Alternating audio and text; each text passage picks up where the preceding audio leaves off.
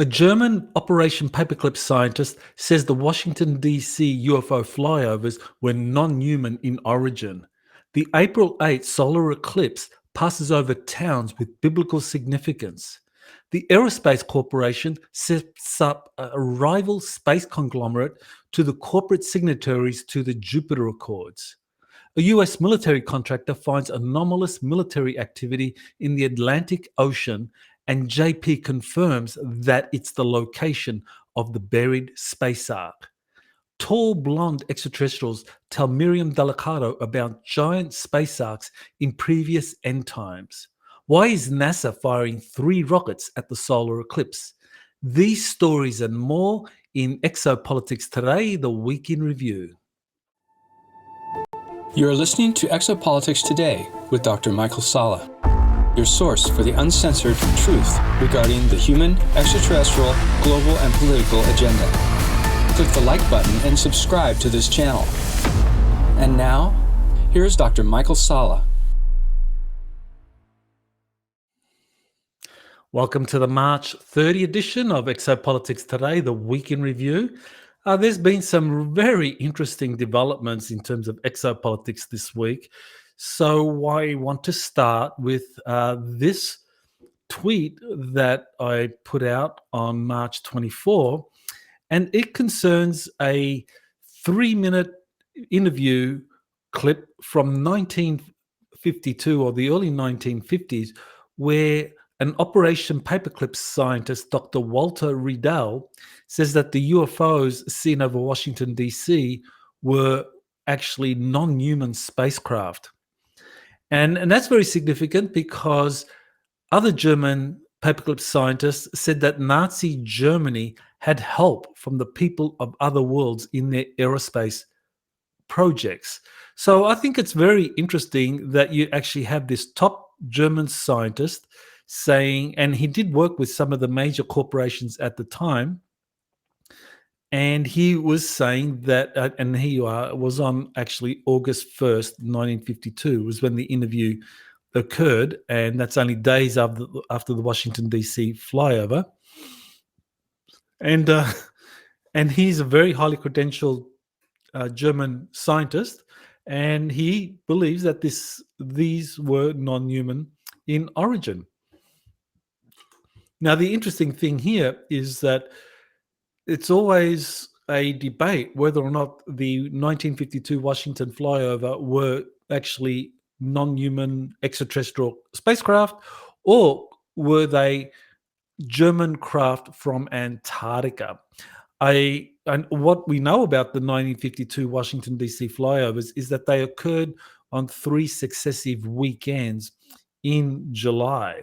So I think it's very plausible that you could have both the extraterrestrials and the Germans from Antarctica were sending a message to Washington DC, essentially telling them that, look, we are here, and you need to respond to us and reach some agreements. And so I think that's exactly what happened. Agreements were reached, and these happened towards the end of the Truman administration, and certainly they happened under President Eisenhower in his administration. So here's I released part 1 and part 2 of the ET Seeders, Space Arks, and the Great Reveal webinar. So that's on YouTube. So you can actually see both of those webinars that, that's actually just parts 1 and 2 of the one webinar that was held in April of 2022. And so now that's available for free on YouTube, so you can go there and watch it. And it has some very interesting information, I think, about what's coming. In that webinar, what we're talking about nearly 2 years ago now, I was talking about space arks and what they represent in terms of appearing at the end or at the beginning of civilizations, that they can be used both for seeding new civilizations on planet Earth, which is what the seeders did, the extraterrestrial seeders, the 24 civilizations that intergalactic in origin, but work with local civilizations from our galaxy in setting up these great human experiments on different worlds. And Earth, as I've mentioned in the past, according to multiple sources, is the repository of 22 different extraterrestrial genetic experiments. So I'll talk about that. So the seeders used these giant ships to seed a new civilization. So, for example, Atlantis, that was seeded by an Altian Space Ark that landed. The crew decided to go into stasis chambers and that they would then incarnate amongst the population, and that ark would provide advanced technologies for that civilization to grow. Or the other main use of the space arks would be at the end of a civilization that is imploding or is facing planetary disaster, in order to wipe the slate clean and to restart. What happens is that these space arks are used as giant evacuation ships and take people off planet. So that's interesting because today there's more and more sources talking about this, and later in this week in review I'll talk about the Atlantic Space Ark being located, or at least we have a very good idea of where the Atlantic Space Ark is located. And there's a new extraterrestrial contactee that is talking about the space arks being used to rescue peoples from civilizations that are imploding. So I will be talking about that more. Well, here is a truly fascinating event, or this concerns the April 8 solar eclipse. Now, according to a person who put out a TikTok video, a very that went viral. So this TikTok video, and here's the source, Bryce Giles. He mapped out the pathway of this solar eclipse across America. So you have the cursor is pointing to the 2017 solar eclipse, the pathway that it took across the United States, and anyone within that bandwidth saw a 100% solar eclipse. Now, if you were outside of that bandwidth, depending on how far you were, you'd maybe only see 90% or 80%, 70%, so forth. So that was the 2017 solar eclipse. And here you have the 2024 solar eclipse that's going to occur on April 8. Now, this individual, Bryce Giles, I mean, he found that the pathway of the solar eclipse, or the shadow cast by the moon, which is directly in front of the sun, that the shadow cast by that is going to pass over these 8 towns or hamlets or locations in the United States called Nineveh. And he points out there's 8 of them: Nineveh, Texas, Nineveh, Missouri, Indiana, Ohio, Pennsylvania, and so forth. So that in itself is very, very interesting. Now, this article that I tweeted, fact-checked, the April 8, 2024 total solar eclipse will not pass over 8 North American towns named Nineveh. It's trying to debunk this story, but it acknowledges that it does pass over 2 of the towns. So this is a map from the Solar Observatory. Let me take it down because I don't think you're seeing that. Okay, so this is the map from NASA, and what it shows is you have 2 of these towns actually being right over the shadow, or being in the midst of the shadow cast by the solar eclipse. So 2 of the towns called Nineveh, I think that's Ohio and Pennsylvania, are in the pathway of the solar eclipse.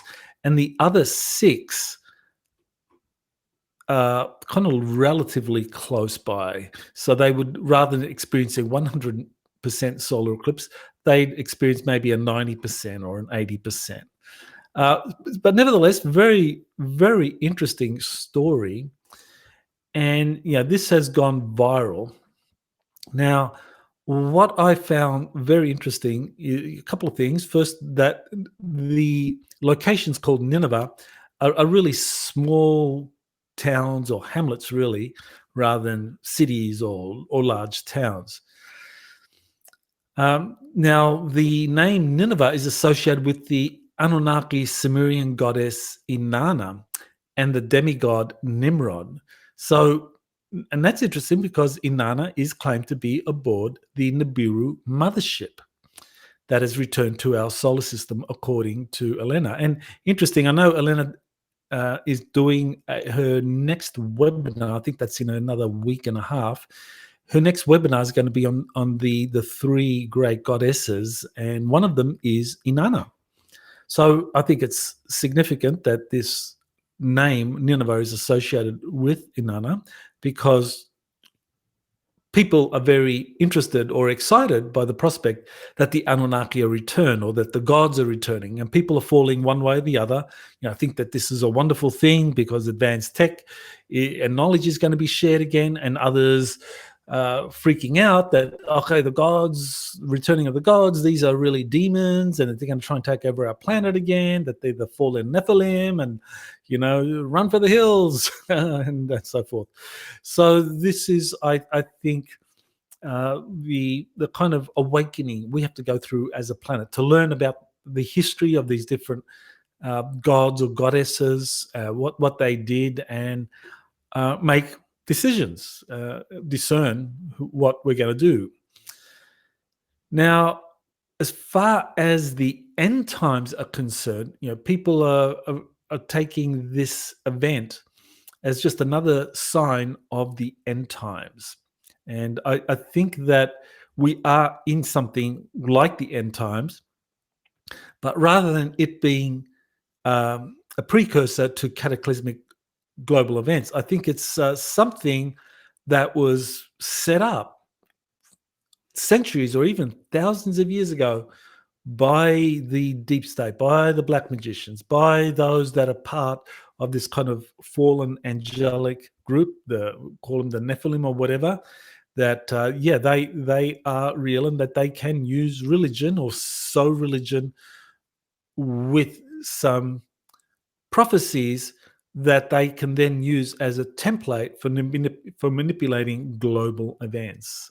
So I think that's something to be kept in mind. And some people will say, well, isn't that the same thing? Whether if you have the deep state, or if you have these fallen angels bringing about events predicted in the Bible 2,000 years ago, bringing those about, isn't it irrelevant that this is something that the deep state has planned or set up and is trying to bring about, that whether, regardless of their role in creating these events, that the events actually happen as prophesied. And so that's a fair point to make. So there you have the kind of like location of the towns that the shadows are passing over, the eclipse shadow.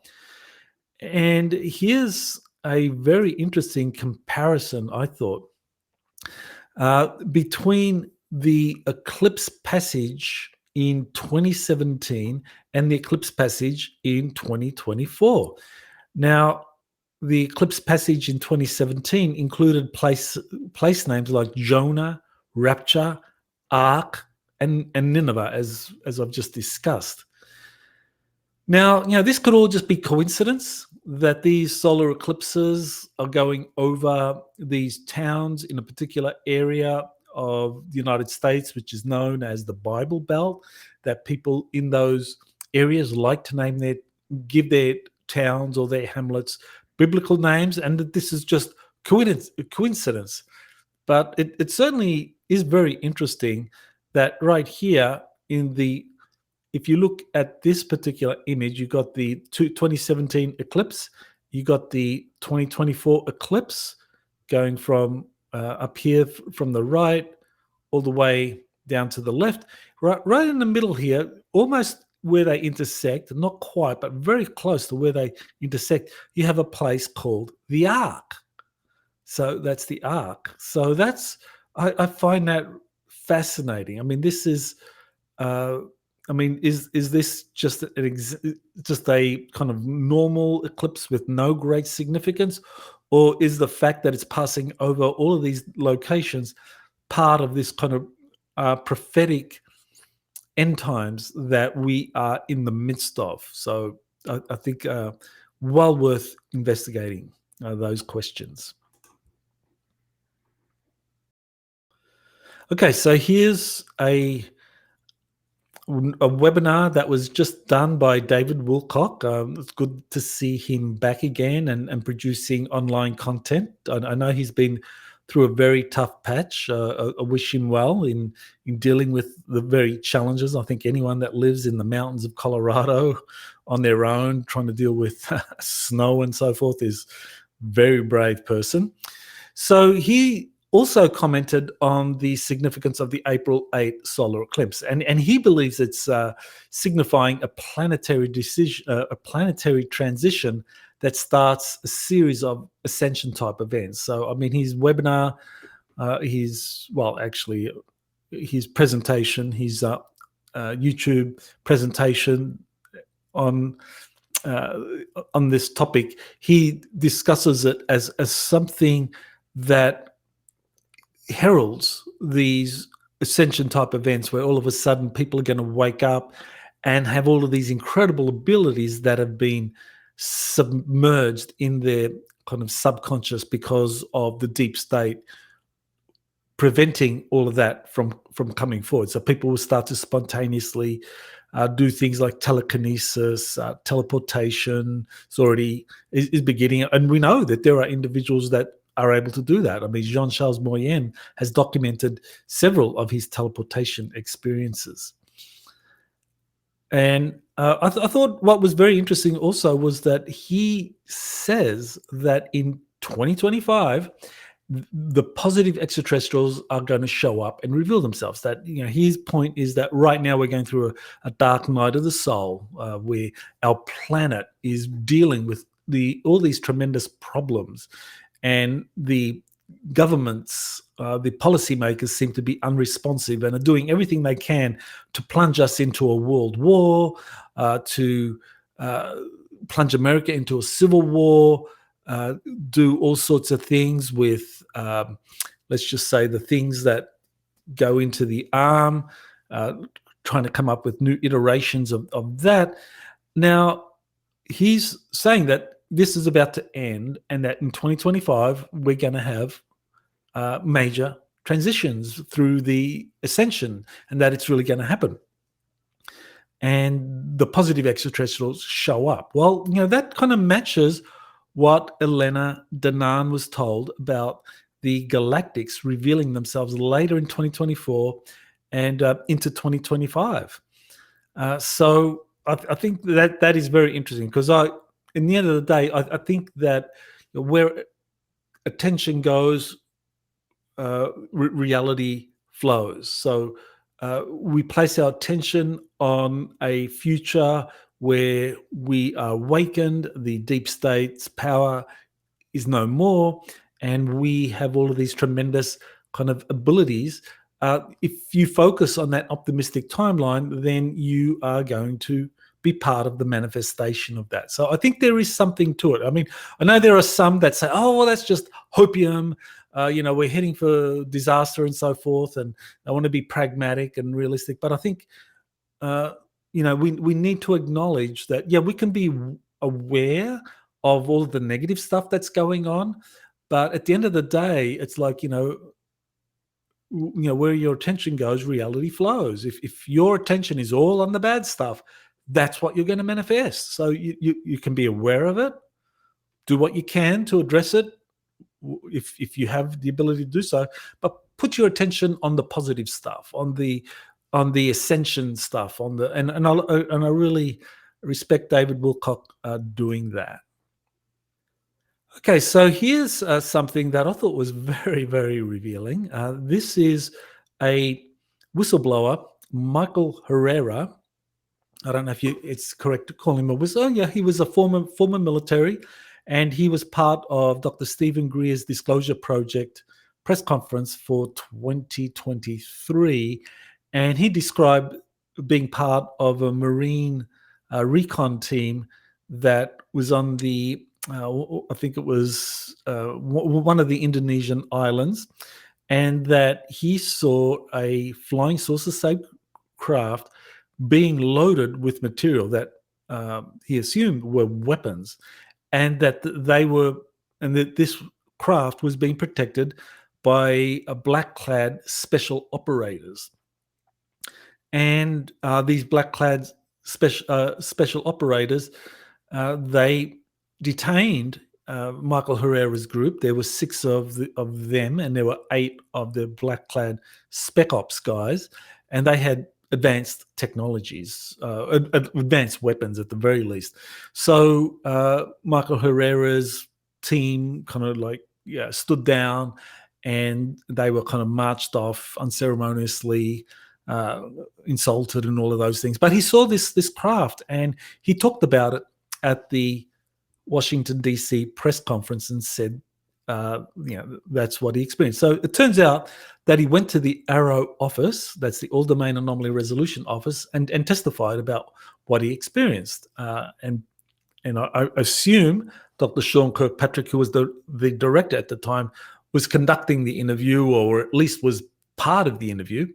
But what's interesting is that in the historical report that was released to the US Congress, there was no mention of Michael Herrera's testimony. So it's quite clear that insiders or whistleblowers that go to the AARO office, while it was run by Sean Kirkpatrick, or even now, I mean, there's a new, I believe he's an acting director, Tim Phillips.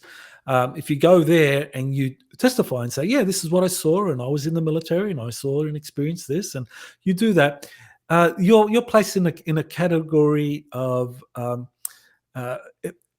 evidence which has not been validated. In other words, it's not considered to be credible, that there's no empirical evidence supporting your testimony, and so it's treated as something that is not worthy of kind of like presenting to the public and analyzing. Because, I mean, if you have like a dozen or 2 dozen or whatever it is, 100 eyewitnesses saying that they saw this, I mean, this, and they're eyewitnesses without empirical evidence, I mean, that is compelling evidence in a court of law. I mean, that's how they were able to get the mafia, especially in Italy, because they knew in dealing with organized crime, and I think the people that are behind the suppression of these extraterrestrial technologies and projects, they operate similar to organized crime. In other words, you remove all evidence.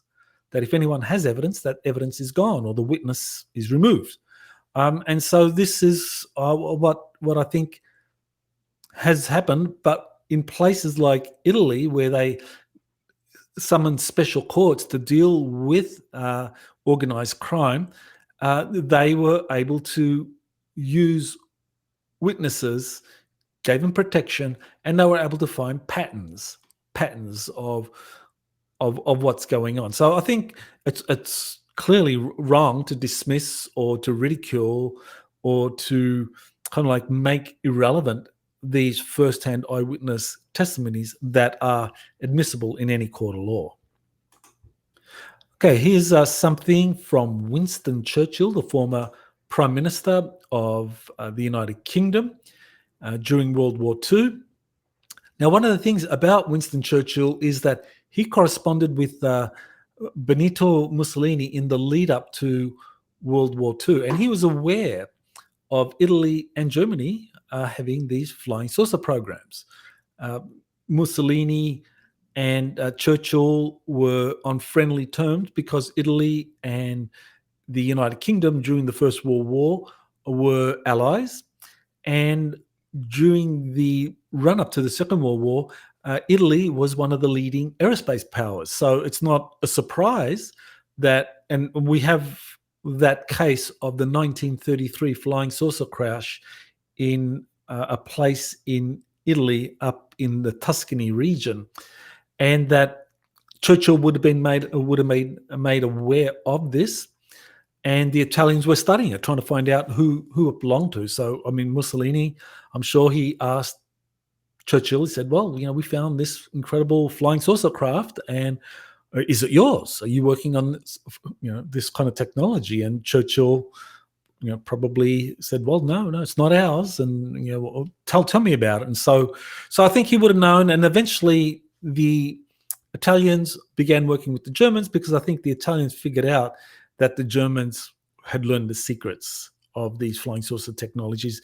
And I have described in one of my books, Antarctica's Hidden History, the subtitle Corporate Foundations of Secret Space Programs, that the Italians learned very early on that Germany in the 1920s had successfully developed the first anti-gravity propulsion systems, and we're working on flying saucer technologies, so that craft, either it was German or truly an extraterrestrial craft that had crashed, but the Germans were far ahead of the British and the Americans in mastering this technology.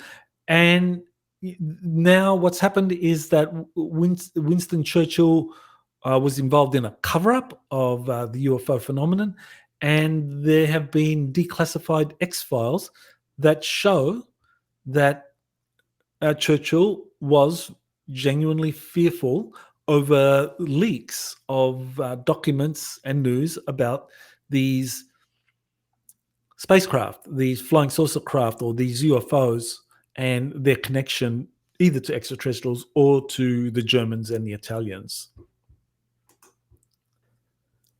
Okay, so this is an update on the recent effort by the Aerospace Corporation to set up a rival corporate trade bloc in space that's going to rival what is being created by an Earth Alliance working with positive extraterrestrials. Okay, so let's go to the story. And what this story does is that, this is Elena Danaan discussing this. Let's see. Okay, so this is the update from Elena in Star Nations News. Okay, so she is commenting on something that I had discussed last week, where you have the aerospace company leading an initiative of 30 other aerospace companies for future space activities. So what Elena had done was she had notified me before this story came out. So this is before there was a report about the Aerospace Corporation setting up a kind of diversity and inclusive initiative involving 30 other aerospace companies for future activities, that Elena had been told that there was an attempt by corporations that were outside of the agreements that made up the Jupiter Accord. So there were these agreements in 2021 involving leading space-faring nations, along with major corporations or corporations that were amenable to the rules that were being proposed for the Jupiter Accords. And so you would have companies like SpaceX, Blue Origins, Robert Bigelow's corporation. So these kind of newer aerospace companies were signatories to the Jupiter Accords. But some of these older companies or companies that have a vested interest in the deep state, they were not invited. They were not a party to these agreements that exist between an Earth Alliance of the leading spacefaring nations, corporations, and corporations with the major extraterrestrial organizations. We're talking the Galactic Federation of Worlds, the Ashtar Command, the Council of 6 or 7. Sorry, I can't keep up with how many nations are in or space civilizations are part of that particular council. And the Andromeda Council. So they are parties or part of this Earth Alliance, or they have agreements with the Earth Alliance. And those companies that were excluded are setting up a rival program. And that's similar to China. China was, even though China is apparently part of the leadership, it is also feeling excluded, that it doesn't feel that it has the kind of influence, the leadership that Chinese leaders feel is appropriate to them. So they're setting up their own rival space program outside of the Jupiter Accords. So this initiative involving the aerospace company is very interesting because, as I mentioned last week, they were involved in a monitoring and surveillance program of Elena Danaan, as well as trying to tarnish her reputation. So I thought that this was very significant, that you actually have this one company involved in setting up a parallel corporate space venture involving up to 30 other aerospace companies, that they're doing this as a rival to this Earth Alliance initiative involving multiple spacefaring nations and corporations in building something called a hub, like what will become in the future a major interstellar trading outpost. And so the Aerospace Corporation, like China, feel in some way excluded from the running of the hub, and they're trying to set up their own separate initiatives. Okay, so here we have investigative reporter Ross Coulthart, an Australian who 15 years ago in 2009 talked about a triangle-shaped UFO sighting in Gosford, England. And so talked about that at length and did what I thought was a very good story about the significance of these triangle-shaped craft and how they'd been seen by credible people. And so it was something worth exploring. But this is what I found very strange about his report. And it kind of points to a deeper problem with a lot of UFO researchers who maybe more, let's just say, want to focus on validated or well-placed sources or well-regarded sources. Now, there was an individual whistleblower, Edgar Fouché, who did work at Nellis Air Force Base. And he, along with 5 of his colleagues, wrote a book called The Rapture. And he wrote the book called The Rapture, where he incorporated the testimony of 5 colleagues who worked with him at Area 51. Now, Edgar Fouché himself, I mean, he was and is a electronic specialist, electronic weapons. He specialized in that. He's an electrical engineer, and he supplied documents showing that he did work at Area 51 and that he, in interviewing or talking with these 5 other workers who all wanted to remain anonymous, they didn't want to come out and reveal themselves. And the agreement he had with the people running these programs was that, well, if you just talk about anything happening here, as long as it's not something you've directly experienced, but it's all based on others' testimony, then we'll let it slide. That it's like it can be regarded as hearsay because he heard it from 5 other sources that he can't name. But nevertheless, I mean, this is something that investigative journalists do all the time. They always cite anonymous sources, and investigative journalists will have an anonymous source that will tell them certain things. So Edgar Fouché was told these things about a TR-3B that was operational at Area 51 in the late 1980s. And in 1998, he gave a lecture, very comprehensive lecture from, I believe it was at the International UFO Congress. And he said that these TR-3Bs were based out of Area 51, and also out of an area in northern United Kingdom, like in Scotland. And so these things were flying around, TR-3Bs.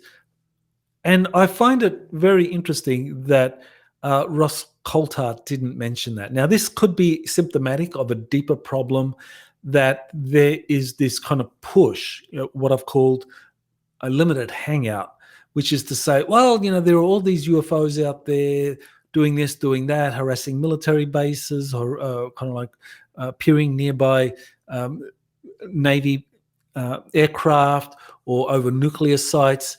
And we don't know what they are, but they represent a national security threat. Well, I mean, that's true to an extent. But if you know or you suspect that some of these craft could in fact be reverse engineered craft that other credible people have been talking about, then I think that what you're putting out could be regarded as a limited hangout. So you actually have Edgar Fouché revealing these TR-3Bs. I have JP witness, who's serving in the US Army, that I've worked with for 15 years now, 16 years actually, that he's been taken on these TR-3Bs or smaller versions of these TR-3Bs. He's been taken on them, and he's taken photos. He's got photos of them near major military bases like MacDill Air Force Base, home of US Special Operations Command. And so I think that when there are references to these secretive to these craft, like these triangle-shaped craft, if someone's an investigative journalist, I think there needs to be at least an acknowledgement that there are sources. Maybe you don't regard them as credible. Fair enough. We can understand that. But still, I mean, in terms of like doing a competent job, you need to refer to those and not just ignore them. Okay, so here's something that I've thought was very, very interesting. So I've had this military contractor, and he works for military service, but I don't want to say anything more about him because he wants to remain anonymous. So he uses the pseudonym Ruetso Zamrico. And so he's been tracking ship and aircraft activity in the Atlantic Ocean ever since I started to talk about the Atlantic Space Ark that JP had revealed to me. So that, I think, was in 2022. JP started to talk about the Atlantic Space Ark, and he's currently been on 6 missions to Atlantic Space Ark. And initially it was located in the Bermuda Triangle area, and Ruetso was trying to track military activity in there to see whether or not there was any particular area in the Bermuda Triangle that matched what JP was saying. And so, so we talked about that. He shared some data about that. Now, around, I think, after the 4th or 5th mission, JP said that the Ark had moved deeper into the Atlantic Ocean and described, why it was taken there. That was decided that this would be become a more of an international effort rather than a US-dominated effort if the Atlantic Space Ark was kind of outside of the purview of the Bermuda Triangle, which interestingly comes under the authority of US Northern Command. But if it was deeper in the Atlantic, then it would be in international waters. And as far as the US combatant commands are concerned, I don't think the middle of the Atlantic corresponds to any particular command. Any particular geographic command. It's very interesting. I mean, because the Earth is divided into different regions, and there is a significance as to why you have one particular military command like NORAD having jurisdiction over North America up to a certain area of its territorial waters, which might include the Bermuda Triangle, and then you have this area outside of that. So I need to kind of find out which of the US commands, maybe it's the European command that actually has jurisdiction over the middle of the Atlantic Ocean.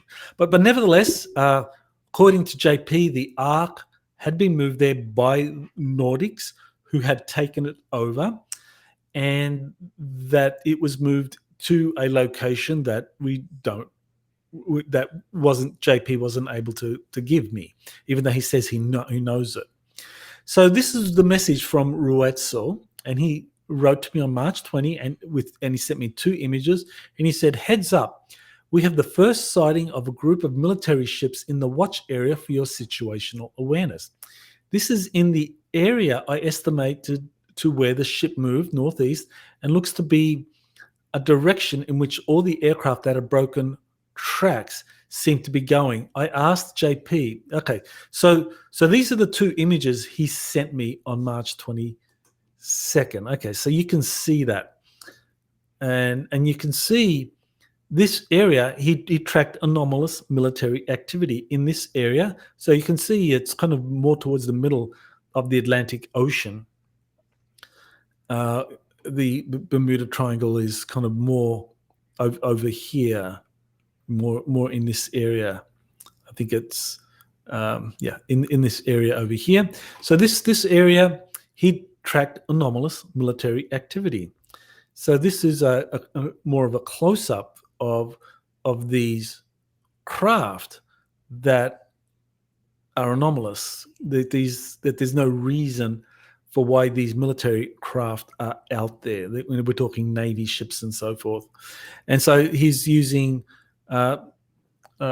some kind of monitoring or tracking technologies for tracking ships and so forth. And so these 2 images he sent me give the location of areas where there seems to be very strange military activity, which could be where the Space Ark is buried. Because JP has described the Space Ark is located at the bottom of the ocean, and what was happening was that there would be a US Navy ship that he described as a kind of donut-shaped, circular ring-shaped ship that would be directly over the Space Ark. There would be an elevator going from the center of that craft to the Space Ark. And often there were other Navy ships around, and not necessarily from the US Navy, but they could be from any other country. So I showed Ruetzel's image with JP, and I showed it to JP and asked him, is this where the Ark is presently located? And he replied, totally. So he's corroborating that this is the approximate area where the Atlantic Space Ark is buried. Now, I also shared this with Elena Dinan, and when I shared it, she pointed out that in 2023 at the Galactic Spiritual Informers Connection Conference in Orlando, that she had provided a map of where ancient Atlantis was located, according to what she was told by the Galactic Federation and her own memories. So she came up with this map where you can actually see Atlantis there in that portion of the Atlantic Ocean, approximately where the Space Ark is buried. And so here you have images on the red, in red where you have the Stargate and Spaceport of the Atlantean Spaceport. You have Atlas City, so that was the capital city of Atlantis, and you have generators, these incredible generators that were pyramid shapes that would generate the kind of electrical energy or the free energy that was used to power Atlantean ships and to power their cities and so forth. So she sent that, and it was pretty close to, well, actually overlapped that area that Ruetzel had pointed out to me. And so what JP did was that he actually came up with a overlay. So you can see this overlay here where you have Elena Dinan's presentation of the Atlantean spaceport and generators with the location that JP says, that the location that Ruetzel pointed out, that there's anomalous military activity, naval activity, and what JP said is where the Space Ark is buried. It's an exact match. So I think we have found the Atlantic Space Ark, and it was moved to this location by the Nordics for a reason, and perhaps this is a key part of that reason. So that's a fantastic development because it means now that people that want to investigate JP's information have a means of identifying a geographic location, which is a major part of his revelations, and like look at Google Maps or track anomalous military or aviation activity in that area. Now, here's a story.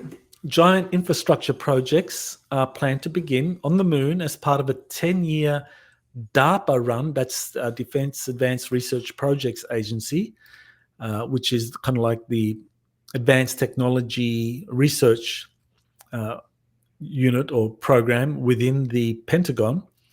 And this 10-year project is called Lunar Architecture Capability Study.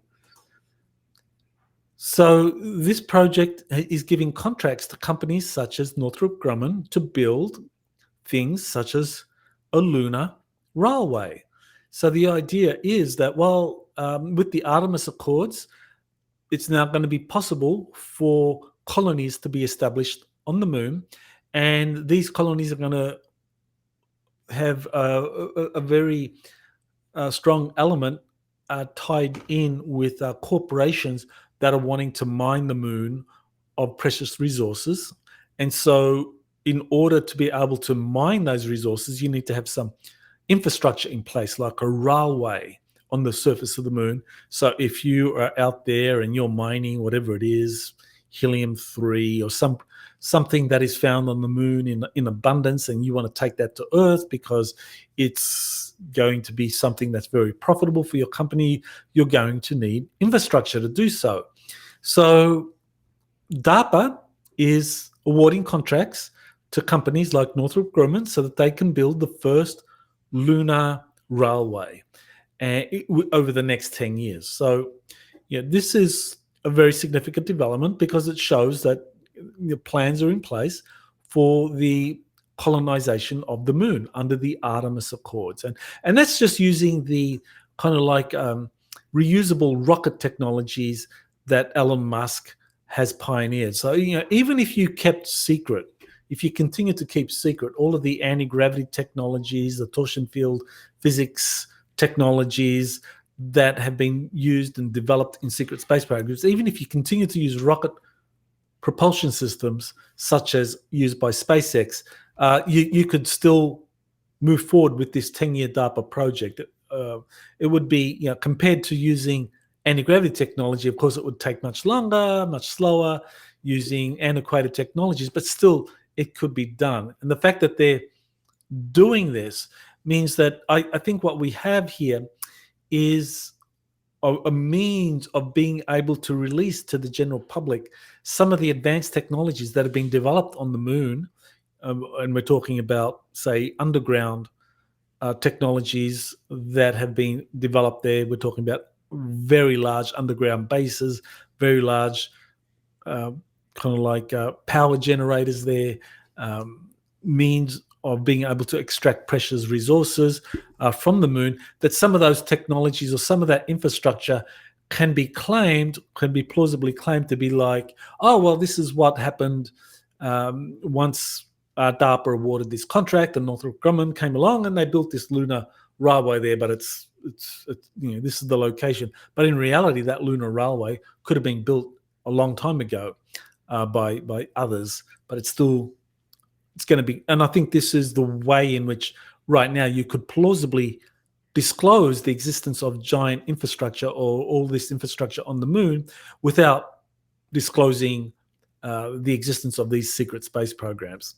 So I think that's probably what the plan has been, to kind of like do this using conventional rocket propulsion technologies with the possibility that at some point you could just unveil these advanced technologies or these advanced infrastructure projects on the moon that have been there a long time and do so saying, well, we just recently built this, or maybe it would be part of a more genuine disclosure that is part of humanity learning the truth, the full truth.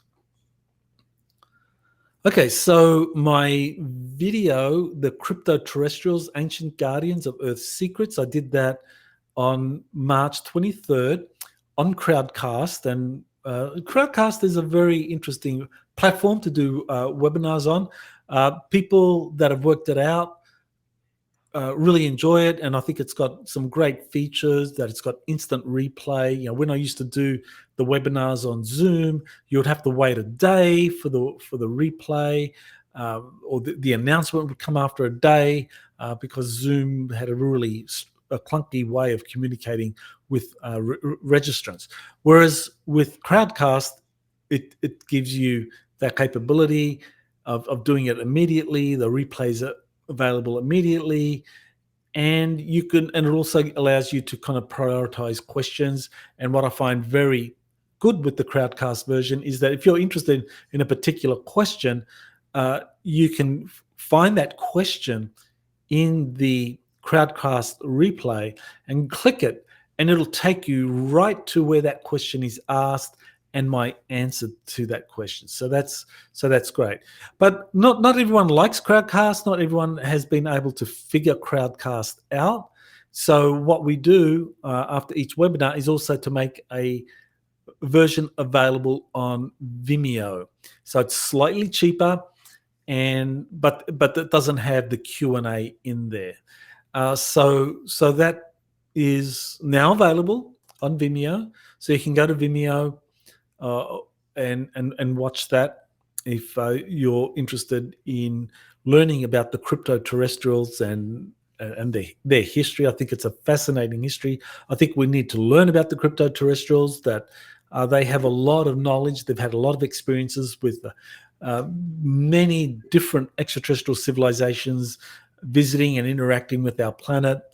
And, we need to get as much information as possible from all the sources that are relevant. And these crypto-terrestrials, like it or not, are indigenous to the Earth. They've been here even longer than the human presence. So we do need to learn about them. So here's an interview I did with Miriam Delicado. I first learned about Miriam back around 2008, 2009. She did some interviews and then she went silent. She went quiet. And that was because she had some difficulties, was involved in a succession of car crashes that were very suspicious. And I'll talk about that at another time. But here, in this particular interview with Miriam, this is the first, and I do plan to do follow-up interviews where we'll talk about other things.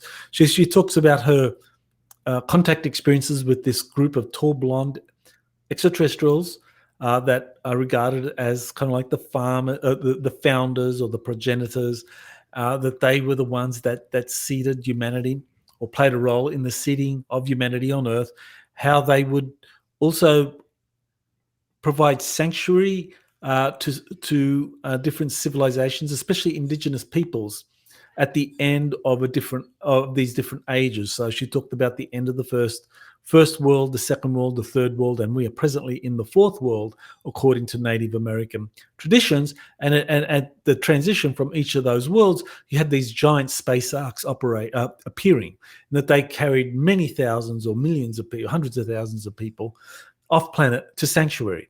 Or they could have taken them into the inner Earth, or they could have taken them to the bottom of the oceans. So those were three possible destinations that these space ark rescued involved. So I found that very interesting, that Miriam was told back in 1988, when she had these contact experiences with the tall blondes, that these space arks were being used historically to evacuate people at the end of the different worlds. So that kind of matches what JP has been told. Other things that I found fascinating in the interview with her was how there was a Russian psychic program that goes all the way back to the Second World War, and that they have developed a community, I think it was 10,000 psychics operating in the Soviet Union, but now operating in the Russian Federation, and that they wanted to recruit her because they recognized that she had natural psychic abilities, but she had been warned by her father not to join. That if there was an attempt by Russians to recruit her, and she's a Canadian, that if they tried to recruit her, that she should decline, because otherwise they would never let her go. Okay, so here is the final tweet that I wanted to comment on, and this is a very strange story in Forbes, that NASA is firing 3 rockets at the solar eclipse. Now, why in the world would NASA be doing that? Why is NASA firing 3 rockets at the solar eclipse? So this is apparently, according to Forbes, and that's a mainstream news source. So the reporter Jamie Carter is a senior contributor, and he is talking about this NASA effort to fire 3 sounding rockets. And NASA is going to fire 3 sounding rockets into the moon's shadow on Monday, April 8th. So just over it's approximately, 9 days from today, from Saturday, March 29. March 30. So March 30, with 7 days to the solar eclipse, NASA's firing 3 sounding rockets. So why is that? So this article gives a couple of reasons. So the first 2 reasons are to measure the drop in sunlight. So the Forbes article says, okay, this is just a NASA experiment. They just want to see the effects in terms of the drop in sunlight in meteorological processes. So nothing, a very mundane reason. They also talk about invoking the serpent deity Apep, who is the nemesis of the sun god Ra. So that's interesting. So Apep, I think that's short for Apophis. Apophis, nemesis to the sun god Ra, serpent deity. And so this is, the article, Forbes article mentions this, that this is a serpent deity that is known to exist. So could these 3 rockets be part of an occult ceremony to invoke this serpent deity Apophis, nemesis of the sun god Ra? And we do know that there's a comet called Apophis, which presumably is going to pass close to the Earth, if not collide with it. I think it was a decade or so in the future. Not sure of the exact date of Apophis arriving. So very interesting, an occult ceremony. Or 3, and this is what I think may in fact really be going on, to create confusion over what is about to be revealed in the sky during the eclipse. So that during the eclipse, the sun is blocked. The sun's light is blocked for that narrow band. And I discussed it earlier. It's a narrow band of a couple of 100 miles or 350 kilometers. And then nearer to that or close to that band, you might get 90% eclipse. That people during that solar eclipse will be able to see things in the daylight sky that normally you wouldn't see during daylight. So could it be that these 3 rockets are being sent up there because NASA knows, or the elite know, that there are these giant motherships up there, that these Cedar ships are up there, and that during daylight hours, they could be they are operating in that region of the Earth that is during daylight. We can't see the daylight sky, so you can have these giant motherships there monitoring the Earth.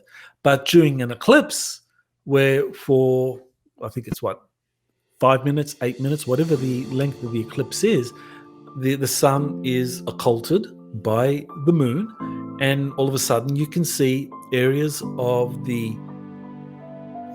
space that you wouldn't normally see during daylight. So for that 8 minutes, 10 minutes, whatever it is, we'll be able to see things in the sky that normally we wouldn't see. So are we going to see the motherships? So could this be why they're sending up the rockets, to create plausible deniability, so that if people say, oh yeah, look, I saw the mothership, NASA can say, oh no, that you just confused that with these sounding rockets we sent up there to measure the drop in light during the solar eclipse. So plausible deniability. So anyway, so that's what I think is maybe happening, that this could be because the solar eclipse, you might see something up there that normally you wouldn't see. So we'll find out. We just have to wait 9 days, and we will find out for that. So that's the end of the Week in Review for Saturday, March 30. If you want to get any sources that I discussed, just go to my Twitter feed, which is twitter.com/Michael Salla, all one word. So that's it. So don't forget to like, to subscribe and share this video with others. I really appreciate that. So I look forward to coming back next week and giving you the next roundup of the Exopolitics Today, the Week in Review. You have been listening to Exopolitics Today with Dr. Michael Salla. Please remember to like, share, and subscribe to this channel. Join or start a conversation in the comments. Take the time to explore the vast library of best-selling books, webinars, and podcasts by Dr. Salla. Visit exopoliticstoday.com.